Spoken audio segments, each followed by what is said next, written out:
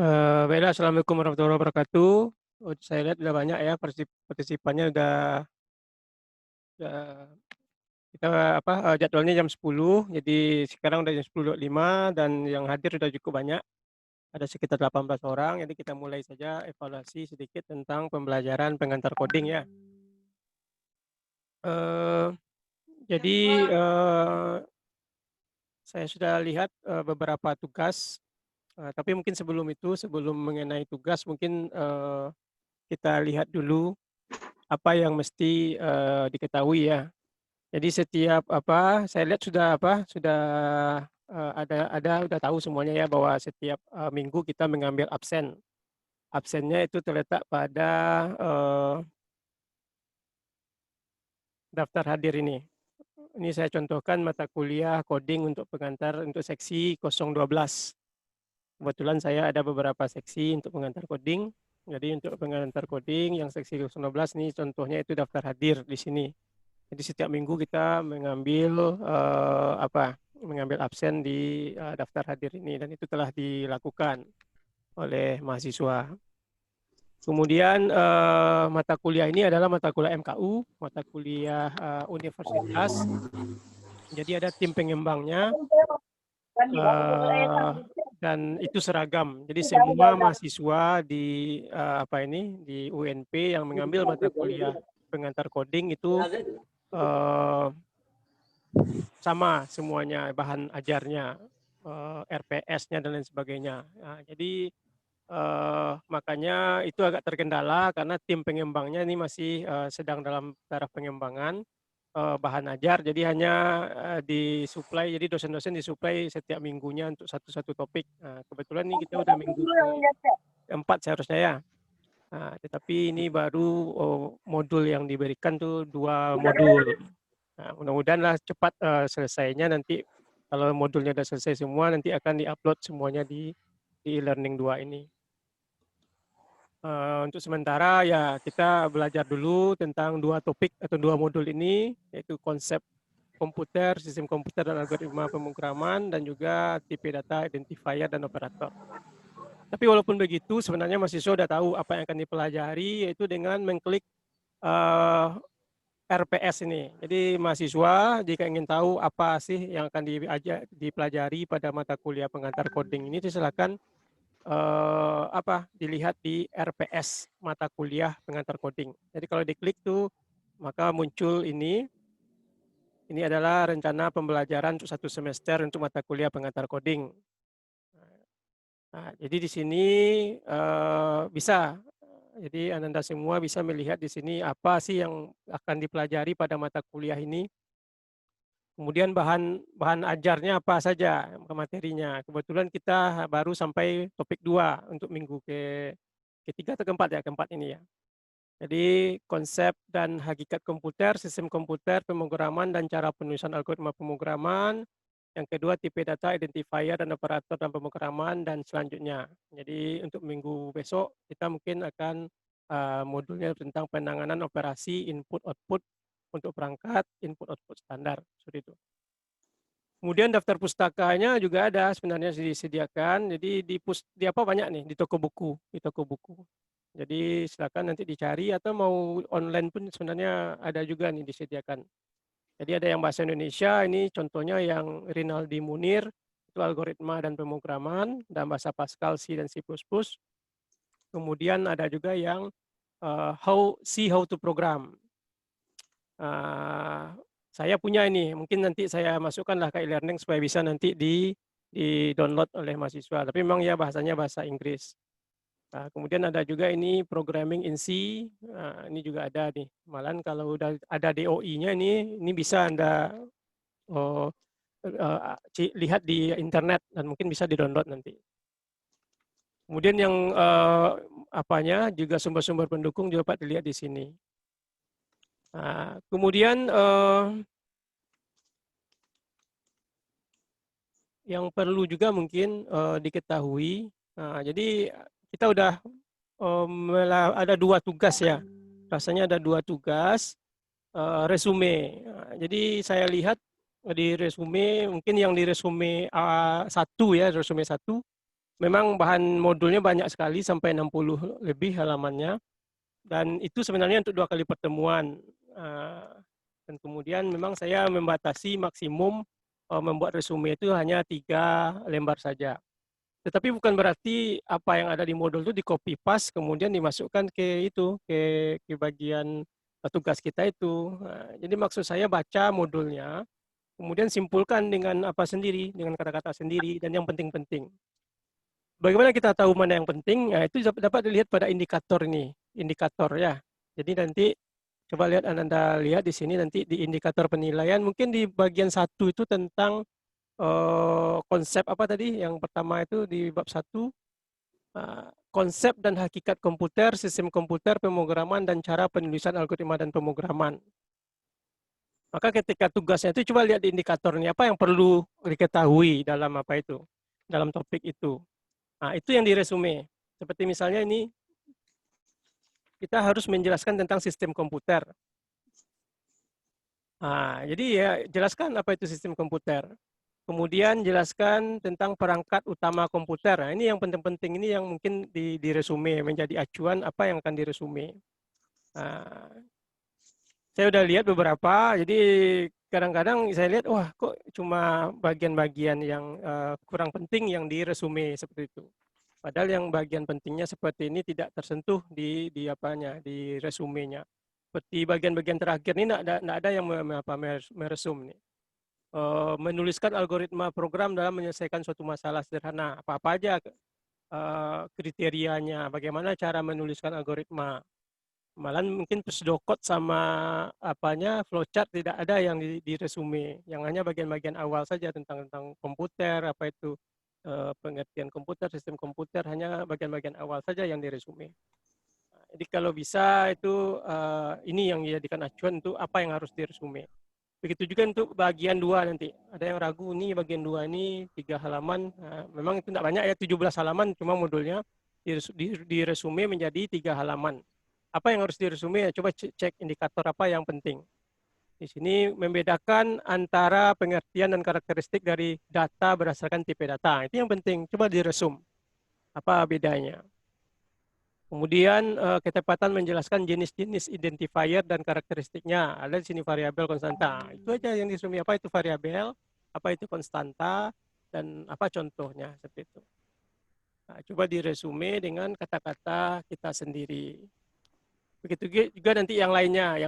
Jadi ketika ragu mana apa yang harus diresume, coba dilihat di RPS ini. RPS ini bisa di-download, bisa di-print, dan bisa dijadikan acuan dalam pembelajaran dengan menggunakan pengantar coding ini. Nah, kemudian baru kita masuk ke ke bagian tugas-tugas. Nah, jadi memang akan berbeda itu. Jadi memang di tim MKU itu hanya memberikan arahan, oh ini yang tugasnya di bagian ini, kemungkinan tugasnya ini di sini di bagian ini tugas. Ada tugas 1 ini, ada tugas 2 di RPS ya. Tetapi dosen-dosen yang lain boleh mengembangkan. Jadi mungkin ada tambahan-tambahan tugas nanti. Seperti kemarin saya menambahkan tugas yaitu coba dibuat contoh algoritma dalam kehidupan sehari-hari, seperti itu. Nah, karena ini penting bagi saya supaya kita tahu apa itu sebenarnya algoritma ini kan langkah logis dalam menyelesaikan suatu masalah. Nah, jadi ada masalah, kita buatkan langkah-langkah logisnya.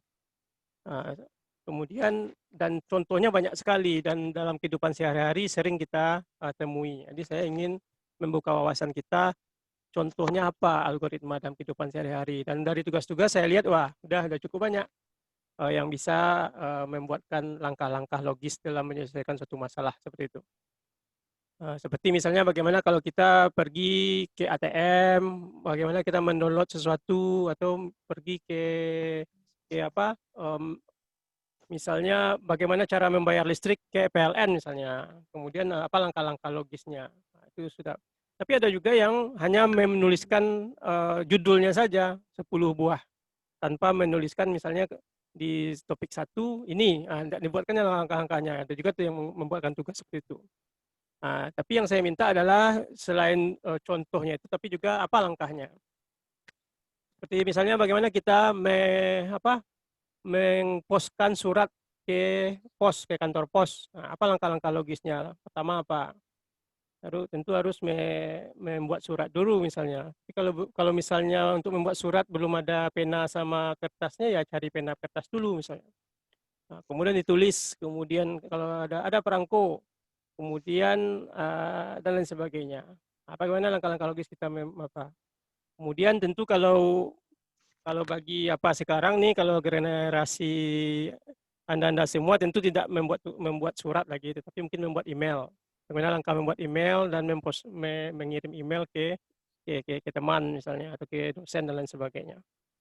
Nah, seperti itu. Atau mungkin bagaimana langkah-langkah mengirimkan pesan melalui WhatsApp dan sebagainya. Itu banyak sekali dalam kehidupan sehari-hari yang sebenarnya langkah-langkahnya bisa kita rinci, dan langkah-langkah itulah yang merupakan algoritma. Nah, tetapi ada juga misalnya langkah-langkah yang tidak dalam kehidupan sehari-hari, misalnya dalam memecahkan misalnya persoalan mungkin mata kuliah, ada yang misalnya teknik di sini, teknik elektro misalnya. Bagaimana misalnya memecahkan suatu masalah, atau mungkin dari matematik, bagaimana misalnya menghitung luas segitiga, bagaimana menghitung luas persegi panjang, bagaimana menghitung lingkaran. Nah, itu mempunyai langkah-langkah logis juga. Nah, apa yang harus dilakukan? Langkah pertama apa? Nah, itu dirinci sampai akhirnya didapatkan misalnya luas segitiga atau luas persegi panjang dan lain sebagainya. Nah, jadi itu yang diminta di contoh algoritma dalam kehidupan sehari-hari ini. Kemudian selain itu mungkin perlu saya tambahkan juga nih sebenarnya tugasnya nih. Jadi selain menuliskan dengan kalimat-kalimat itu, sebenarnya untuk algoritma itu di modul 1 itu ada cara penulisannya dengan menggunakan pseudocode 1 dan kemudian dengan menggunakan flowchart 1. Nah, jadi tugas yang telah Anda buat pada contoh dalam kehidupan sehari-hari ini coba dibuatkan juga dalam bentuk flowchart dan pseudocode-nya. Nah, coba pelajari dulu, kalau ada masalah nanti akan kita bahas pada pertemuan berikutnya. Jadi nanti akan saya tambahkan tugas 1C namanya, yaitu bagaimana mengaplikasikan atau mengkonversikan kalimat-kalimat yang dibuatkan dalam algoritma ini di tugas 1 itu dibuatkan dalam bentuk flowchart dan juga pseudocode. Nah, itu penting karena nanti dalam membuat program kita tidak akan terlepas dari itu. Jadi bagaimana kita membuat program. Jadi kalau kita bisa membuatkan flowchart sama pseudocode-nya, itu berarti mudah sekali kita membuat programnya. Tapi kalau misalnya flowchart dan pseudocode-nya kita nggak bisa, ya agak sulit dalam membuat program. Di bagian 2 ini sebenarnya sudah mulai membuat program ini, membuat program. Karena di bagian 1 ini juga telah diajarkan cara menginstal Dev C++, kemudian di sini sudah ada struktur C++ dan bagaimana membuat program sederhana itu sudah dijelaskan. Mungkin kita lihat di sini sedikit, ini di modul ya, di modul. Nah, ini sudah ada tipe data, identifier, operator, dan lain sebagainya ya. Nah, di materi ini sudah ada.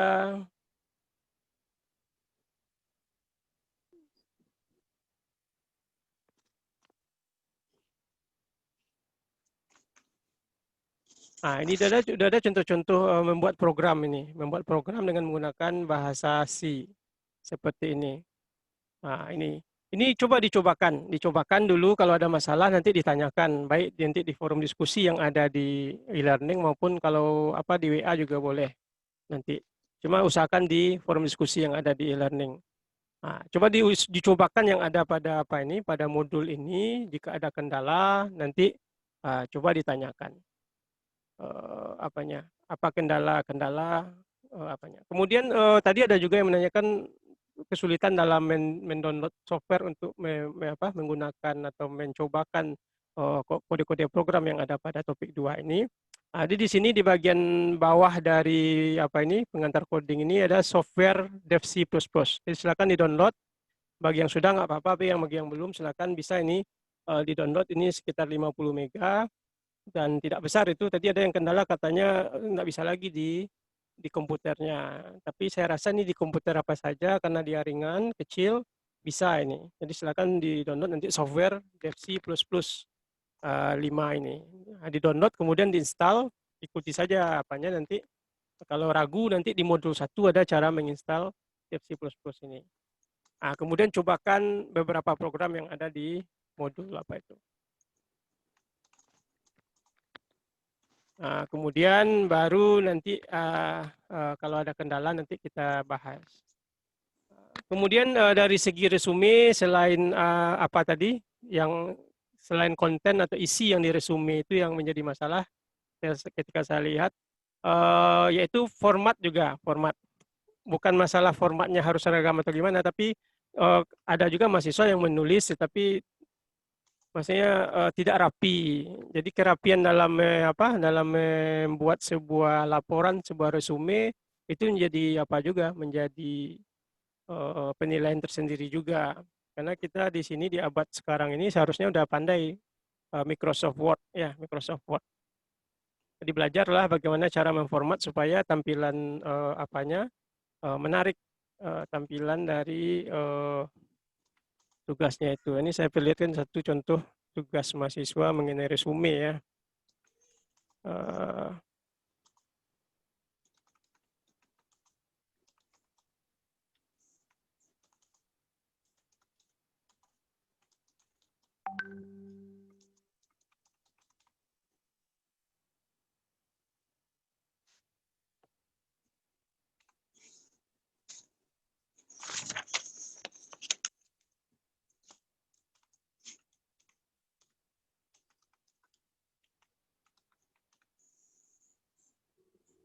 Wow.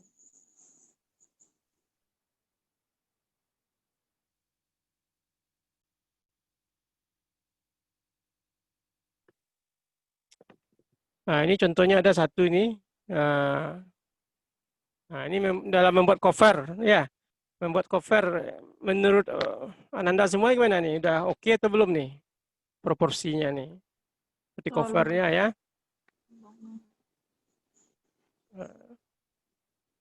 Kalau saya melihat ini terlalu besar misalnya logo. Cobalah dibuat agak proporsional. Nah, ya. Coba nanti diapakan. Ini sambil belajar juga nih bagaimana mengetik atau membuat laporan dengan menggunakan Microsoft Word. Jadi coba nanti disusun yang rapi. Ini juga kalau dari cover saya lihat ini belum bagus.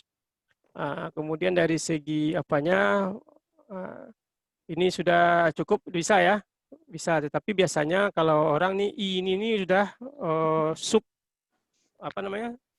subheading namanya. Jadi kalau biasanya orang mulainya dari misalnya A atau satu Romawi, kemudian makin lama misalnya kalau kita mau berbeda-beda apanya A, kemudian 1, kemudian A-nya A kecil, kemudian satunya pakai apa lagi? Pakai ada hierarkinya bagaimana kita menuliskan sebuah penomoran dalam membuat sebuah laporan seperti itu. Nah, ini tidak dimulai dari I kecil ini. I kecil ini udah subheading yang keberapa itu. Kalau saya.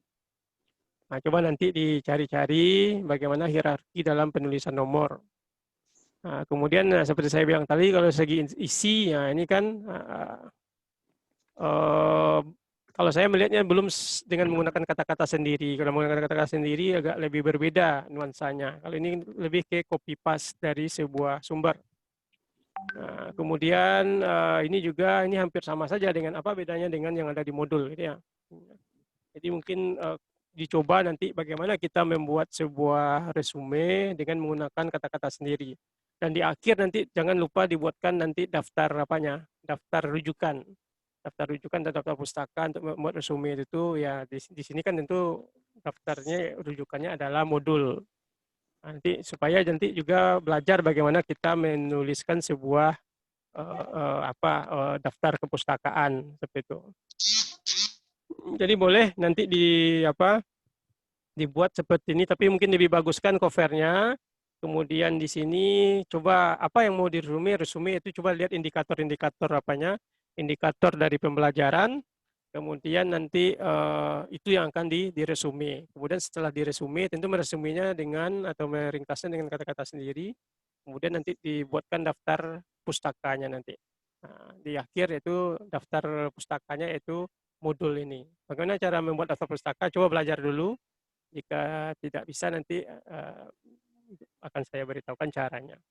Tapi coba cari dulu, sekarang ini banyak sekali di internet, di Google, di YouTube, bagaimana cara membuat daftar pustaka yang baik, itu ada. Itu sebagai pembelajaran juga bagi Ananda semua. Kemudian contoh yang lain, nah ini seperti ini juga sebenarnya tidak masalah juga, tidak ada cover ya, tidak ada masalah. Yang penting jelas nama, NIM-nya, kemudian nama mata kuliah, dosen dan sebagainya. Nah, kemudian ini yang agak bermasalah mungkin ya tadi seperti tadi juga ada hierarkinya. Kalau judul bagaimana apanya, kemudian kalau subjudul, kemudian kalau subjudulnya pakai apa namanya, pakai nomor, nah, bagaimana hierarkinya. Nah, mungkin sudah cukup rapi nih, nah, cuma tambahkan mungkin nanti daftar pustaka, daftar pustaka. Nah, kemudian ini juga ini ada pakai apa? Pakai nomor, angka, kemudian huruf. Nah, ini ada pakai bullet point lagi ya. Mungkin kalau apa? Bagaimana hierarkinya kalau kita pakai ini? Nah, coba dipelajari.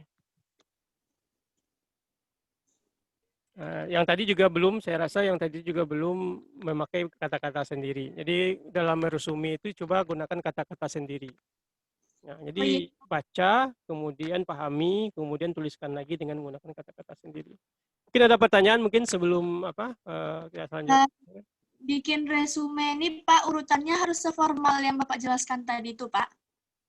Maksud saya formalnya gimana? Apa yang dianggap formal?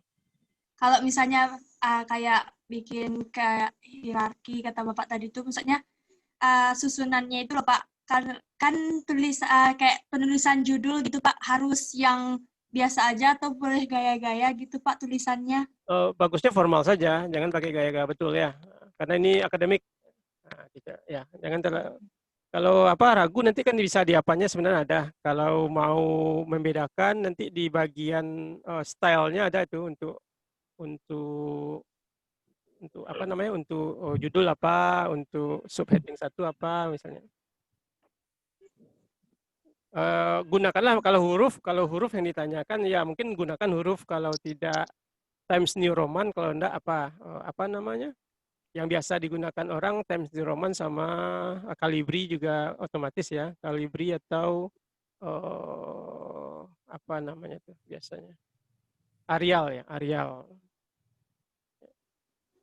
Ya, kalau untuk tugas-tugas yang tidak formal nggak masalah, tapi janganlah pakai misalnya yang seperti ini, yang besar-besar seperti ini, jangan mungkin yang agak formal ya, agak formal.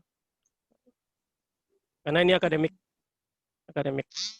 Nah, ini kalau ini apa masalahnya? Ada yang tahu enggak? nggak rapi. Nomornya itu. Nomor ya. Ya, kalau nomornya ada ini ada A gitu ya, kemudian ada B, kemudian mungkin Nomor 1, 2. ya 1-2-nya kurang apa ya. Ini bagian dari apa ini gitu ya. Seperti itu. Juga. Kemudian ini juga sebenarnya kan bisa dirapikan lagi menggunakan ini gitu ya. Kemudian tentu kalau tugas resume ya sebenarnya tidak ada apanya juga, cuma misalnya 1,5 spasi supaya ini kalau 1 spasi ini terlalu rapat agak kurang jelas juga dibaca. Jadi mungkin 1,5 spasi apanya di sini 1,5 seperti itu ya. Nah, dan lain sebagainya. Nah, ini materi 2 ya. Materi 3. Nah, daftar pusakanya juga belum ada. Kalau ini mungkin sudah dengan kata-kata sendiri ya. Nah, saya nggak tahu juga. Nanti coba saya cek nanti lebih apa lagi. Nah, nanti kalau memang udah dengan kata-kata sendiri mungkin lebih kayak apa? Bagaimana menuliskan, kan ada juga. Pernah kan belajar bahasa Indonesia? Nah, Pak. Nah, ya. Itu tidak mungkin sebuah kalimat itu dimulai dengan kata-kata adalah ya. Kata-kata adalah. Apa yang adalah? Seperti ini contohnya langsung dibuat tadi seperti adapun. Mana tadi? Tadi adalah kata-kata awalnya adalah.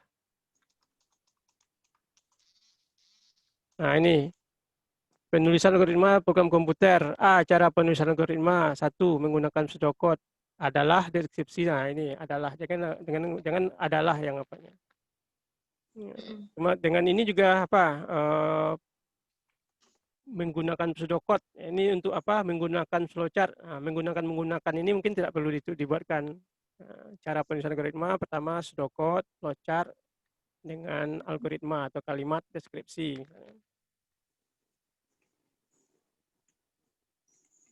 Oke, ini untuk pembelajaran ya. Jadi kita sambil belajar. Jadi tidak ada yang salah di sini karena ini memang ini yang baru kita tahu ya. Jadi silakan nanti belajar bagaimana membuat resume yang baik.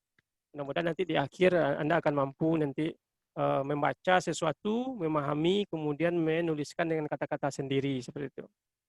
Nah, ini sebagai latihan saja resume. Ini sebenarnya intinya ada tidak membaca mahasiswa sehingga bisa menuliskan sesuatu dari apa yang dibacanya.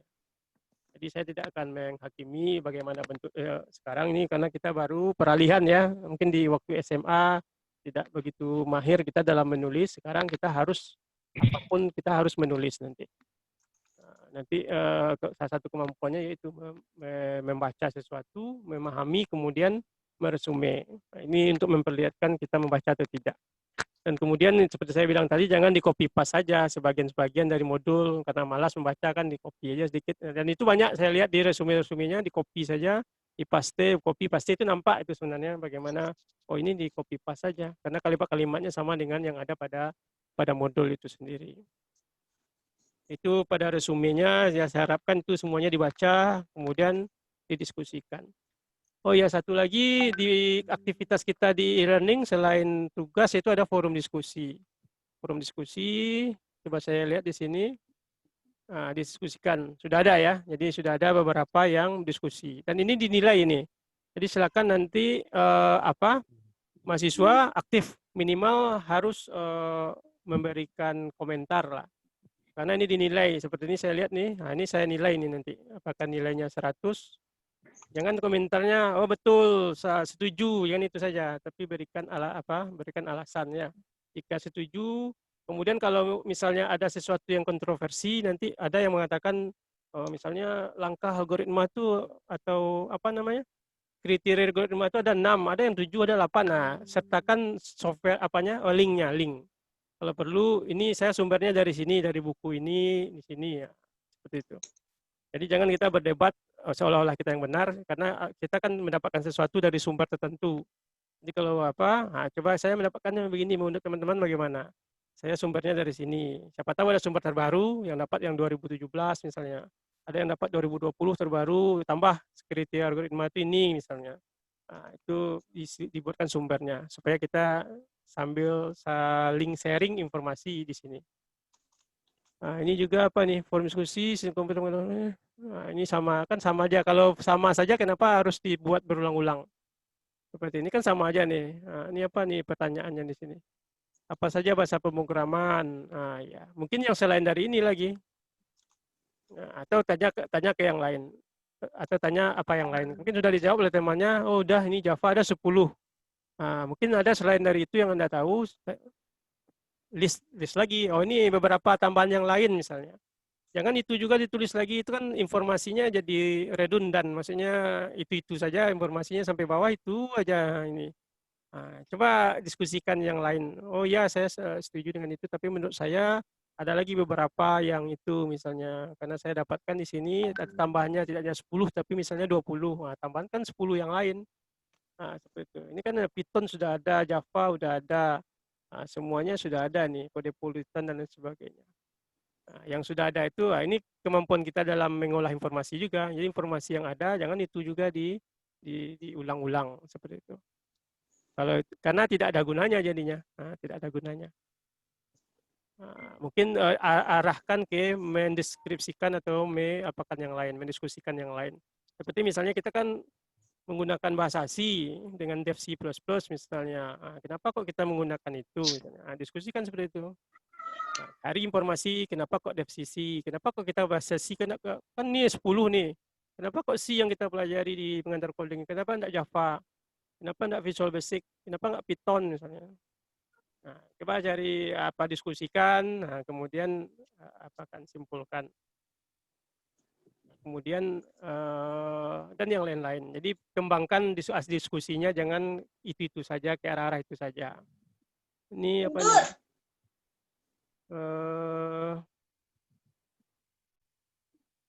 Ya. Pokoknya dikembangkan lah. Kalau udah ada teman yang mengomentari itu, ya baca. Menurut Anda kalau Anda setuju, ya oke. Tapi kalau nggak setuju, kenapa tidak setujunya yang diapakan, yang diberikan apa? Di komen seperti itu. Nah, saya rasa ini sudah cukup bagus. Nah, tapi mungkin satu lagi, arahkan juga nanti diskusinya ke bagian-bagian ini. Jadi ini indikator penilaian nih. Jadi arahkan diskusinya ke bagian dari indikator. Karena ini yang akan diuji di ujian akhir nanti. Atau di ujian tengah semester juga bagian-bagian ini yang akan ditanyakan. Coba arahkan diskusinya misalnya menjelaskan tentang sistem komputer. Sistem komputer itu apa saja? Ada yang bisa menyimpulkan? Apa komponen dari sistem komputer? Nah, itu. Jadi dibaca modulnya, didiskusikan di forum diskusi. Nah, ini apanya rambu-rambunya apa yang akan didiskusikan itu. Sehingga kalau kita udah baca, udah kita diskusikan di forum diskusi, nggak akan lupa tuh. Ini baru pembelajaran yang minggu lalu baru ya. Mengenai sistem komputer. Nah, padahal udah diresume juga, udah dibaca dan diresume. Seharusnya sudah dibaca, diresume, didiskusikan dengan teman-teman di forum diskusi. Seharusnya ketika saya tanya itu udah tahu itu. Apa aja itu sistem komputer komponennya, terdiri dari apa. Nah, tidak berpikir kita lagi karena udah 3 aktivitas yang kita lalui untuk membicarakan itu. Nah, jadi di forum diskusi coba juga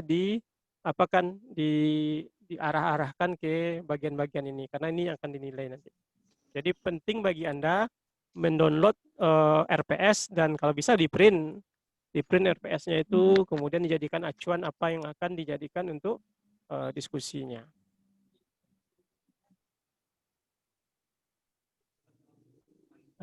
Jadi nanti silakan nanti mungkin kalau belum nanti akan saya berikan waktu tambahan kalau belum bisa misalnya menggunakan DevC-nya karena di modul 2 itu kita harus sudah bisa menggunakan software ini DevC++ ini. Jadi silakan nanti di YouTube banyak sekali tuh. Coba cara installnya, cara membuat program pertama menggunakan DevC++, kemudian malahan apapun contohnya banyak itu di YouTube itu. Jadi coba di browsing, tidak hanya mengharapkan modul saja, tapi juga dicari-cari informasi di tempat lain seperti itu ya. Kemudian mungkin nanti sebagai PR juga bagi saya akan saya tambahkan nanti beberapa e-book yang saya punya Itu kan saya masukkan ke bagian apa bahan nanti. Bahan pembelajarannya. Di bagian ini nanti akan saya tambahkan bahan ajar, yaitu buku-buku yang jadi acuan dalam RPS ini. Mungkin buku bahasa Inggrisnya saja, karena buku bahasa Inggris bisa didapatkan gratis. Kalau buku bahasa Indonesia itu harus dibeli, nampaknya nggak ada yang e-booknya. Jadi kalau Anda mau, silakan aja beli nanti buku ini, apa namanya, buku Munir ya rasanya, yang tentang bahasa pemrograman. Akan dibeli nanti. Kalau ingin mempunyai referensi yang lebih ya, selain dari modul itu sendiri. Nah, mungkin itu sedikit yang apa. Jadi mungkin sebagai tambahan nanti informasi nanti di bagian ini akan saya tambahkan apanya nih tugasnya 1C, yaitu membuat algoritma tersebut dengan flowchart dan pseudocode. Nanti akan saya berikan juga apa sedikit demo bagaimana membuat algoritma apa flowchart dan pseudocode dengan menggunakan beberapa software. Di antaranya sebenarnya bisa juga dengan menggunakan Microsoft Word nanti. Nah, nantilah sebelum saya berikan tugas nanti akan ada juga demo bagaimana membuatkan algoritma dengan flowchart maupun pseudocode. Mungkin itu ada yang pertanyaan lagi mengenai konten pembelajarannya bagaimana? Ada yang bermasalah dengan apanya?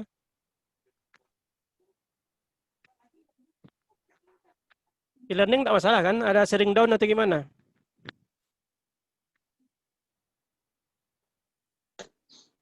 Ini silakan kalau ada pertanyaan, saya berikan waktu lagi sekitar mungkin 10 menit lagi lah kita diskusi.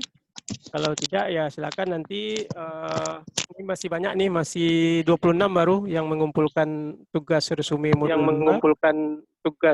modul 2. Ya.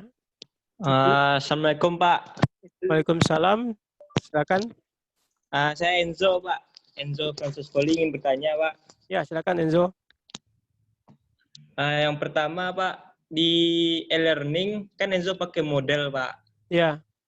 Tapi pas buka pengantar coding error Pak. Nggak bisa lewat model lo Pak. Error dia Pak. Error. Nggak bisa lo. Iya, nggak bisa lewat model Pak. Harus pakai apa? Lewat yang di HP nih, HP. Iya di HP Pak. Di handphone ya. Saya rasa bisa. Iya. Saya pernah juga buka bisa. Pakai model mobile model. Iya Pak. Komputer di kalau Enzo buka di di laptop nggak ada instalan modelnya Pak. Kalau di laptop pakai web. Iya di laptop memang pakai web ya. Jadi kita pakai browser, kita pakai Google Chrome atau pakai Mozilla. Jadi tidak pakai aplikasi kita. Jadi silakan masuk ke e-learning 2.unp.ac.id atau e-learning 3.unp.ac.id. Itu apanya? Link untuk e-learning ini. Kalau memakai HP, handphone bisa juga pakai model mobile namanya. Model mobile, masukkan username password portal UNP, kemudian bisa juga diakses. Tapi ya kalau pakai HP kan agak terbatas apanya. Iya Pak. Displaynya. Tapi kalau pakai laptop atau pakai komputer itu luas. Saya sarankan tuh setiap Anda itu punya laptop atau komputer bagusnya. Karena kalau pakai handphone dalam memprogram pun itu agak payah, agak susah. Karena memang ya kalau dalam membuat coding itu memang lebih leluasa pakai laptop atau komputer. Siap Pak. Tambahan lagi Pak, yang tugas yang telah dikirim boleh direvisi ya Pak? Bisa. Nanti saya bukakan lagi menjadi draft.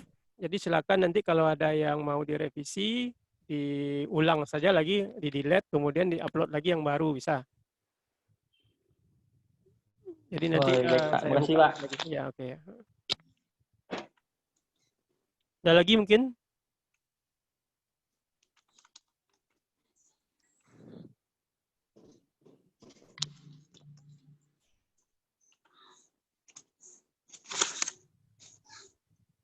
Jadi ini kita udah berapa orang nih? 31 ya, 30 orang ya.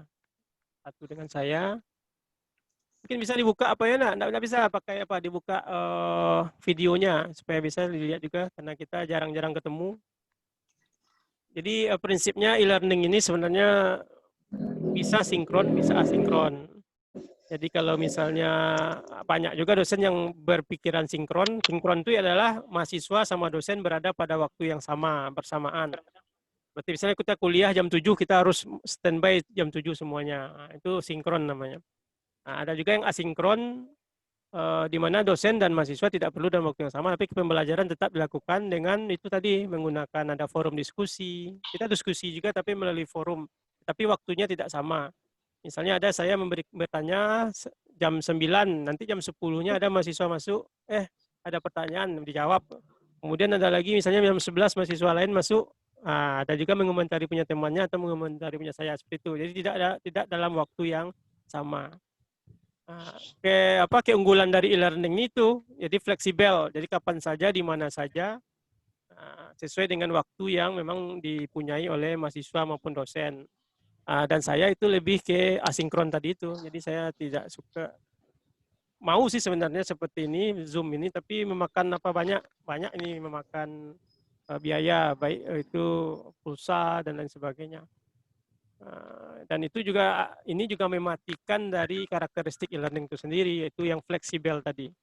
Fleksibel, kita udah diberikan oleh rektor, itu boleh e-learning full, dan salah satu keuntungannya itu flexibility tadi, fleksibel. Jadi, supaya nanti jangan ada mahasiswa yang jam 7 sampai jam 9 ada kuliah, jam 9 ada juga sampai jam 11. Jam 11 ada juga sampai jam 1 nanti. Duduk saja di depan pakai Zoom gitu kan, enggak, capek itu kan. Dan tentu kadang-kadang kuliahnya mendengarkan dosen lagi, tidak melakukan sesuatu. Padahal kan pembelajaran itu seharusnya mahasiswa atau siswa yang pembelajar itu yang belajar, tidak dosen yang mengajar. Kalau ada masalah silakan tanyakan nanti ke dosen, dan itu tidak harus secara sinkron seperti ini. Jadi kalau ada masalah dengan pembelajarannya silakan nanti dengan WA boleh, kalau melalui forum diskusi juga boleh. Silakan hubungi saya nanti. Nah, itu. Jadi saya lebih suka asinkron tadi. Jadi sekarang ya mungkin ketika saya udah cek, ternyata ada beberapa kendala mahasiswa dalam mengerjakan tugas, karena tugasnya ada yang tidak seragam ya, ada yang mungkin belum tahu. Kemudian ada lagi di topik 1 semuanya udah mengupload tugas, sampai di topik 2 baru separuh, berarti dia ada masalah ini. Ada yang masalah di topik 2 baru separuh yang mengumpulkan, berarti ada permasalahan. Makanya saya mau Zoom sebentar itu untuk memberitahukan sedikit atau mengarahkan sedikit apa yang harus dibuat gitu. Nah, nanti kalau ada kendala nanti silakan ditanyakan lagi. Kalau butuh bimbingan juga, misalnya mungkin saya akan juga memberikan nanti sedikit bagaimana misalnya membuat program pertama menggunakan DeFi itu atau mengcoding pertama. Nanti saya akan coba juga membuatkan apakah membuatkan video atau kita coba aja dengan Zoom ini nanti langsung, bisa juga. Nah, tapi mungkin itu belum penting sekarang. Yang penting sekarang baru pemahaman mengenai algoritma itu apa, kemudian bagaimana mentransformasikannya ke flowchart, bagaimana mentransformasikannya ke pseudocode. Kemudian apa beda antara algoritma, flowchart, pseudocode. Nah, itu sebenarnya yang penting di awal ini. Kalau itu udah mengerti, saya rasa untuk mengerjakan atau membuat itu enggak masalah, karena semua tutorial banyak sekali di YouTube bagaimana membuat program itu. Nah, tapi kalau butuh juga nanti boleh, mungkin minggu depan atau 2 minggu lagi kita Zoom lagi, kita evaluasi lagi di bagian mana yang kurang paham. Sambil menunggu modul dari tim judul. Mudah-mudahan dalam 1 atau 2 minggu ini selesai, nanti diupload semuanya ke e-learning, Anda bisa belajar dengan baik. Mungkin itu ada pertanyaan lagi, silakan. Ada masih waktu ya sekitar 5 menit lagi lah, atau 3 menit lagi. Nah, jika tidak mungkin silakan nanti dikerjakan tugas-tugasnya. Waktunya tidak ada yang saya batasi. Kalau belum selesai masih bisa di-upload. Karena ini masih dalam masa transisi belajar. Baik belajar menggunakan e-learning, belajar juga bagaimana membuat tugas-tugas ya. Karena ini mahasiswa baru semua.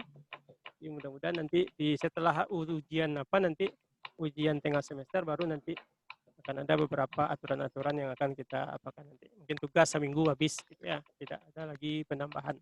Sekarang kalau masih belajar silakan, kalau mau dirubah pun tugasnya masih bisa nanti. Ada lagi pertanyaan? Silakan. Halo, Assalamualaikum Pak. Ya, silakan Nama Herdianto ya. saya- Iya Pak. Saya ingin bertanya nih Pak soal tugas yang kedua Pak.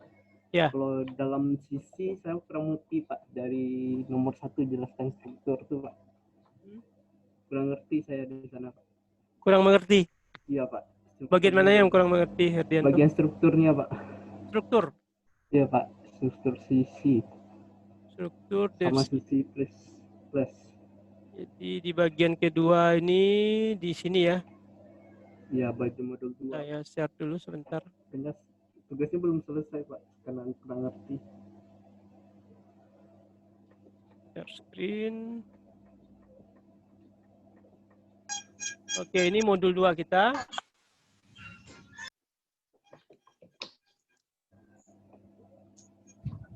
Ya, pada dasarnya kan kita belajar dengan tipe data, belajarnya tentang tipe data ya, identifier sama operator.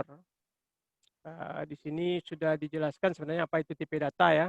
Tipe data dalam bahasa C itu ada beberapa tipe data. Kemudian ada juga rank-ranknya, keterangan-keterangan apa itu tipe datanya. Bagian yang mananya nih yang tidak mengerti? Kemudian ada contohnya, ada contoh. Ini udah contoh menggunakan apa nih? Menggunakan Devsi.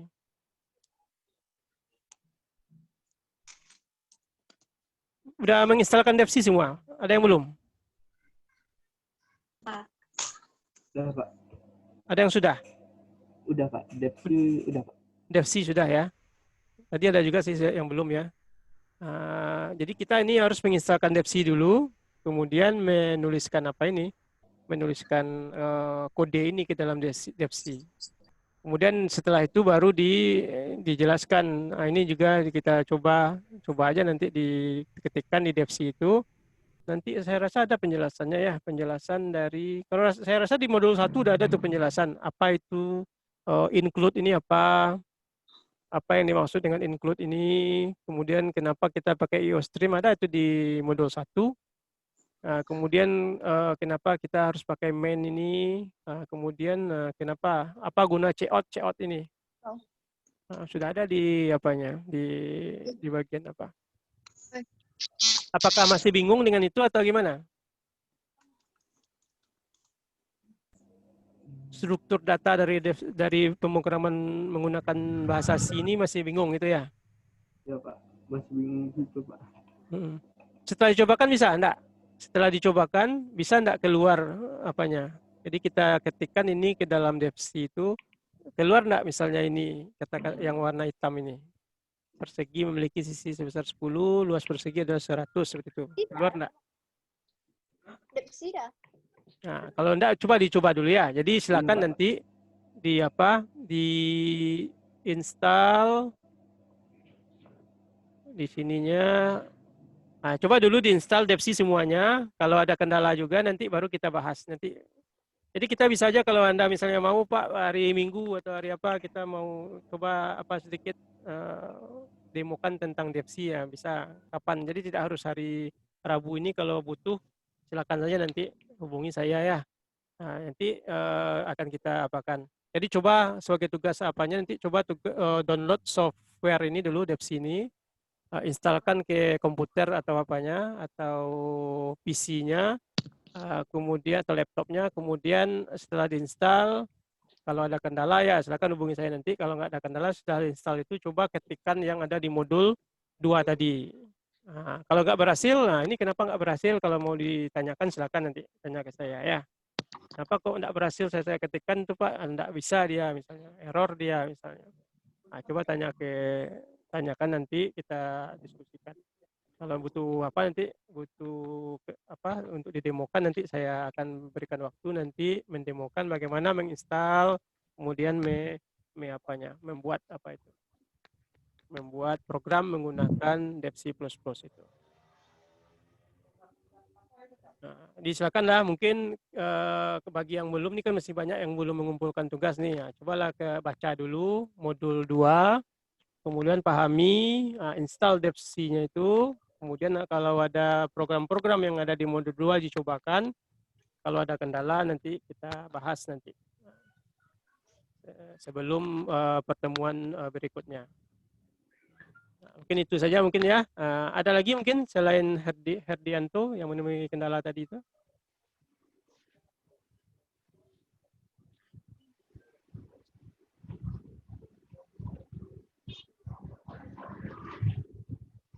Mutiara ada? Mutiara Sinta? Ya, Pak. Ya, ada pertanyaan?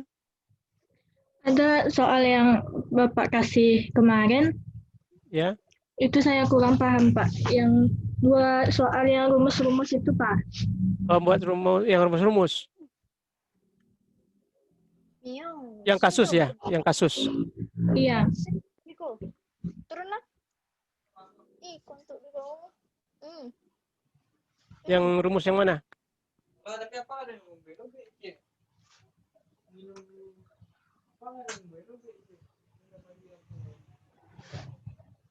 Yang kasus, Pak. Ya, yang mananya yang kurang apa? Yang pertama. Yang pertama. Sudah dicoba? Jadi kan kasusnya yaitu mengkonversikan jam, menit, detik menjadi total detik. Jadi kita disuruhnya membuat sebuah program, misalnya masukkan jam. Kita masukkan jamnya misalnya 5. Masukkan menit. Menitnya misalnya 30 menit misalnya. Kemudian masukkan detik. Detiknya misalnya 59 misalnya. Kemudian ubah jadi total detiknya adalah, berarti kalau kita mengingat harus tahu bahwa 1 menit itu 60 detik dan 1 jam itu 3.600 detik. Maka kalau kita masukkan jam 5 tadi berarti dikonversi jadi 5 kali 3.600. Kalau kita masukkan menit tadi 30 menit, 30 kali 60. Kalau tadi tambah lagi 59 detik. Berarti total detiknya adalah nanti akan muncul oleh program bahwa total detiknya adalah 5 kali 3.600 ditambah 30 kali 60 ditambah 59. Sama dengan sekian detik, sekian ribu detik, seperti itu. Nah itu, jadi coba buatkan programnya seperti itu. Programnya itu dengan menggunakan Devsi seharusnya. Jadi kita disuruh menginputkan menginputkan jam, menit, dan detik. Kemudian nanti program akan menghitung berapa total detik keseluruhan. Dengan rumusnya yaitu kalau kita masukkan jam, dia akan dikalikan 3.600. Kalau kita masukkan menit itu menjadi dikalikan dengan 60 detik. Kemudian kalau detik ya tetap detik kita, karena dia satuan akhirnya adalah detik. Sehingga program nanti akan mampu dia mengkalkulasikan jumlah total detiknya adalah sekian ribu detik seperti itu. Berarti itu dia algoritmanya kalau kita buat yaitu mulai misalnya yang kedua masukkan jumlah jam, masukkan jumlah menit, masukkan jumlah detik, kemudian total detik sama dengan kemudian konstan yang dimasukkan jam tadi kali 3.600 ditambah yang dimasukkan menit tadi dikali 60 ditambah dengan yang inputan dari detik. Seperti itu. Maka displaynya akan ditampilkan nanti tampilkan total detik. Nah itu apanya itu algoritmanya. Bagaimana juga nanti flowchartnya bagaimana, keseluruhan bagaimana. Itu seharusnya yang apa kan. Jadi seperti itu, kasus nomor 1 itu seperti itu. Yang kedua, dibaca lama sebuah percakapan telepon dalam satuan detik. Tulislah algoritma program dalam bahasa C untuk menghitung berapa jam, berapa menit, berapa detik. Nah ini kebalikannya, kebalikan dari yang nomor 1. Misalnya ketika kita melakukan telepon itu adalah 5.000 detik misalnya, 5.000 detik. Jadi kalau 5.000 detik tentu kita bagi dengan apa dulu 3.600 untuk menjadikan jam. Sisanya nanti baru kita bagi dengan 60 untuk menjadikan menit. Sisanya lagi adalah detik. Sehingga nanti ditampilkan di dalam programnya itu Jadi jumlahnya adalah sekian jam, sekian menit, dan sekian detik. Ini contohnya nih. Kalau 4000 detik tuh ternyata dia berapa apa nih? Nah, 4000 dibagi dengan 3600 satu jadinya. 1 jam. Kemudian kelebihannya adalah 4000 dikurang 3600 berarti 400. 400 itu dibagi dengan dengan 60 dibagi 60, 400 dibagi 60 itu adalah 6 menit. Kemudian sisa hasil baginya adalah 40 detik. Karena 6 kali 60 itu adalah 360, sisanya lagi adalah 40 detik. Seperti itu. Jadi ini ada kebalikan dari yang nomor 1. Nah, kita disuruh membuat program kebalikannya dari apa itu? Dari kasus yang pertama.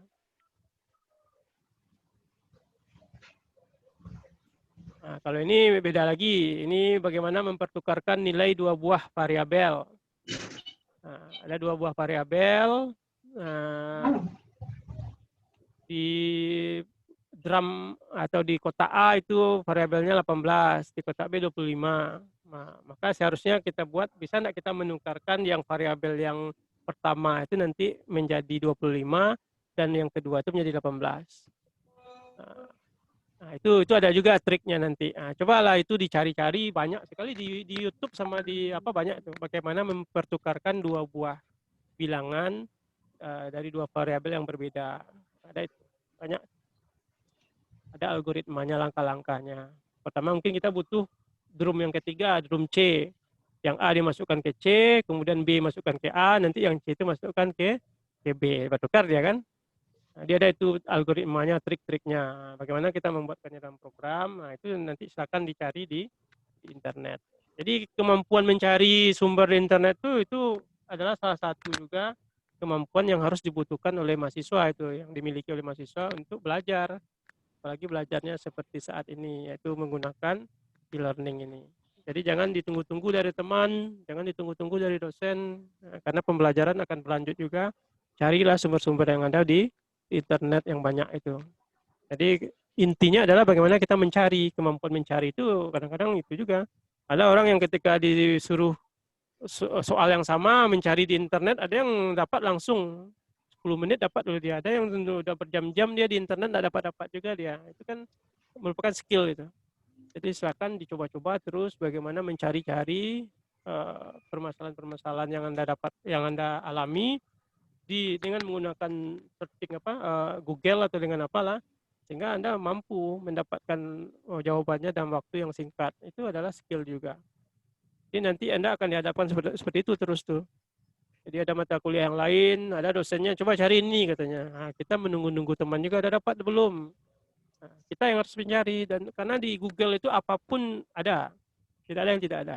Apalagi hanya sekedar menukar drum A dengan drum B, ini banyak sekali nih, banyak macam orang algoritmanya. Jadi silakan dicari nanti caranya. Kemudian buatlah program untuk menerima daftar nilai mahasiswa. Nah, ini kan murah juga nih. Inputnya jumlah data, kemudian nilai ke 1 sampai nilai ke N. Berapa nilai maksimal dan berapa nilai minimal. Dan juga nilai rata-rata. Nah, intinya kita harus tahu rumusnya. Kalau rata-rata berarti kalau misalnya jumlahnya misalnya datanya ada 10, berarti rata-ratanya adalah semua nilai ditambahkan dibagi dengan jumlahnya 10 tadi itu. Kalau nilai maksimal adalah dari semua nilai itu mana yang nilainya yang paling tinggi. Itu ada apanya? Ada fungsinya. Max dari data gitu. Min dari data. Nah, ini coba cari dulu. Cari dulu di internet, kalau nggak ada ketemu nanti kita bahas di forum diskusi yang ada di e-learning. Nah, silakan nanti didiskusikan, saya nggak dapat nih, ada nggak teman-teman yang dapat itu. Bagaimana caranya, itu yang didiskusikan di forum diskusi. Kemudian misalnya buatlah program menerima 2 buah bilangan bulat masukkan. Tampilkan hasil dari pembagian bilangan pertama dengan bilangan kedua dengan ketelitian 3 desimal. Ini juga tidak begitu sulit. Kita butuh 2 variabel. Variabelnya misalnya bilangan pertama 1, bilangan kedua 1. Masukkan bilangan pertama. Misalnya kita masukkan nanti bilangan pertama tuh 5, masukkan bilangan kedua, bilangan keduanya misalnya 10. Nah, maka katanya tampilkan hasil dari pembagian bilangannya. Berarti dia bagi. Nah, jadi bilangan ketiga, misal kalau kita butuh bilangan ketiga, satu variabel lagi, bilangan ketiga sama dengan bilangan pertama dibagi dengan bilangan kedua, seperti itu. Nah, hasilnya nanti akan muncul. Nah, kemudian kalau ketelitiannya apa? Ketelitiannya misalnya 3 desimal tadi itu menggunakan format nanti. Nah, ini juga diskusikan lah di forum diskusi nanti. Saya akan lihat nanti kalau ada masalah nanti akan saya berikan solusinya nanti.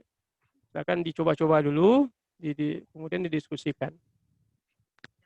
Kalau soal teori tinggal baca aja modul di atas, kemudian dijawab.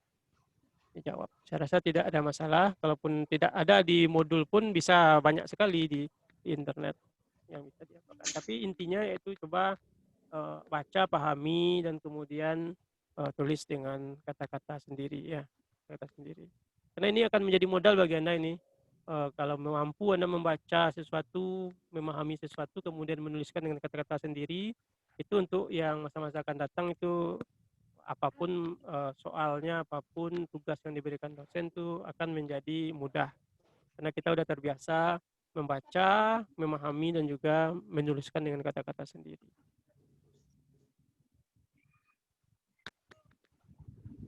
Oke, mungkin itu aja. Mungkin ada lagi pertanyaan sebelum kita tutup. Mungkin satu lagi kalau ada, kalau enggak kita tutup. Silakan belajar, dicoba ya. Kalau ada masalah nanti kita apakan lah nanti. Kita diskusikan lebih lanjut.